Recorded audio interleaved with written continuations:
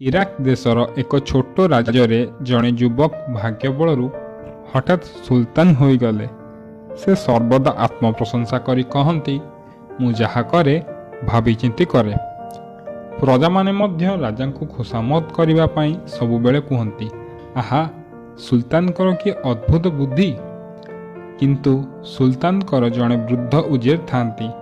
ସେ ସୁବିଧା ପାଇଲେ କୁହନ୍ତି, ହଜୁର, ତରବରରେ କିଛି କାମ କରିବା ଉଚିତ ନୁହେଁ, ବୁଝି ବିଚାରି କାମ କରିବା ଉଚିତ। ନବଯୁବକ ସୁଲତାନ କିନ୍ତୁ ବୁଝିପାରନ୍ତି ନାହିଁ ଯେ ବୃଦ୍ଧ ଉଜିର ବାରମ୍ବାର ଏପରି କାହିଁକି କୁହନ୍ତି। ସୁଲତାନଙ୍କର ଏକ ପୋଷା ବାଜପକ୍ଷୀ ଥାଏ, ସେ ତାକୁ ଅତ୍ୟନ୍ତ ଭଲ ପାଉଥାନ୍ତି। ସେ ସର୍ବଦା ସୁଲତାନଙ୍କ ପାଖେ ପାଖେ ଥାଏ। ଯେବେ ସୁଲତାନ ଶିକାର କରିବାକୁ ଯାଆନ୍ତି, ସେ ଆକାଶରେ ଉଡ଼ି ଉଡ଼ି ପଶୁଙ୍କର ଠାବ କରି ଦେଖାଇଦିଏ ବା କିଛି ବିପଦ ହେଲେ ସୂଚନା ମଧ୍ୟ ଦେଇଦିଏ। ଥରେ କେତେକ ବନ୍ଧୁଙ୍କ ସହ ସୁଲତାନ ଶିକାର କରିବାକୁ ଯାଇଥାନ୍ତି। ଅଦୂରରେ ଦେଖିଲେ ସୁନ୍ଦର ହରିଣଟିଏ ଡେଇଁ ଡେଇଁ ଯାଉଛି। ସମସ୍ତେ ଖୁବ୍ ଉତ୍ସାହିତ ଓ ଆନନ୍ଦିତ ହୋଇ ହରିଣଟିକୁ ଚାରିଦିଗରୁ ଘେରିଗଲେ। ସୁଲତାନ ସମସ୍ତଙ୍କୁ କହିଲେ, ଏ ହରିଣକୁ ନିଶ୍ଚୟ ଧରିବା। ଯଦି ସେ ପଳାଏ ତେବେ ଯାହା ଯୋଗୁଁ ଏପରି ହେବ ସେ ଲୋକକୁ କଠୋର ଶାସ୍ତି ଦିଆଯିବ। ହରିଣ ହଠାତ୍ ଏ ବିପଦ ଦେଖି ଦୁଇ ଗୋଡ଼ରେ ଠିଆ ହୋଇ ଚାରିପାଖକୁ ଚାହିଁଲା ଓ ଠିକ୍ ସୁଲତାନଙ୍କ ମୁଣ୍ଡ ଉପରେ ଦେଇ କୁଦା ମାରି ଚାଲିଗଲା।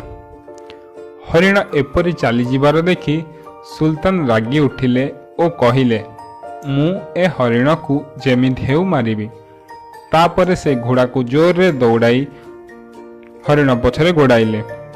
ଜଙ୍ଗଲ ଭିତରେ ଘୋଡ଼ା ଏତେ ଜୋରରେ ବୁଦା ମଧ୍ୟରେ ଯାଇପାରୁନଥାଏ। ଏଣେ ହରିଣ ଖୁବ୍ ଜୋରରେ ଦୌଡ଼ୁଥାଏ। ବାଜପକ୍ଷୀ ହରିଣକୁ ଅନୁସରଣ କରି ଆକାଶରେ ଉଡ଼ି ଉଡ଼ି ଚାଲିଥାଏ। ସୁଲତାନ ବାଜପକ୍ଷୀ ସାହାଯ୍ୟରେ ହରିଣର ଅନୁସରଣ କରୁଥାନ୍ତି। ଜଙ୍ଗଲ ଛାଡ଼ି ହରିଣ ଯେତେବେଳେ ଖୋଲା ସ୍ଥାନକୁ ଆସିଲା, ସେତେବେଳେ ସୁଲତାନ ତାକୁ ଲକ୍ଷ୍ୟ କରି ଶରଟିଏ ମାରିଲେ।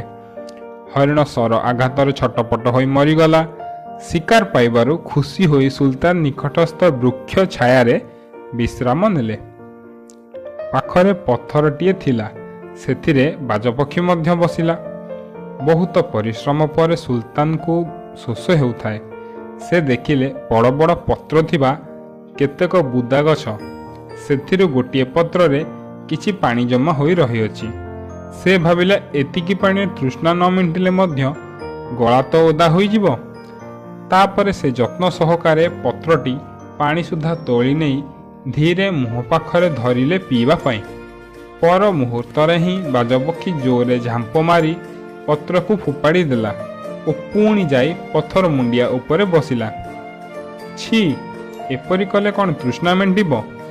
ପୁଣି ସେ ଗଛରୁ ପତ୍ରଟିଏ ଛିଣ୍ଡାଇଲେ ଓ ଗଛ ଉପରୁ ଟପ ଟପ ପଡ଼ୁଥିବା ପାଣି ଟୋପାକୁ ସେହି ପତ୍ରରେ ଧରିବାକୁ ଚେଷ୍ଟା କଲେ। ଏଥର ମଧ୍ୟ ବାଜପକ୍ଷୀ ଝାମ୍ପ ମାରି ସେଇଟା ତଳେ ପକାଇଦେଲା। ତୃଷ୍ଣାର ଅଧୀର ସୁଲତାନଙ୍କ କ୍ରୋଧ ପ୍ରବଳ ହେଲା। ସେ ପକ୍ଷୀକୁ ପାଖକୁ ଡାକିଲେ। ପକ୍ଷୀଟି ପାଖକୁ ଆସିବା ମାତ୍ରେ ସୁଲତାନ ଖଣ୍ଡାରେ ତା ମୁଣ୍ଡଟିକୁ କାଟି ପକାଇଲେ।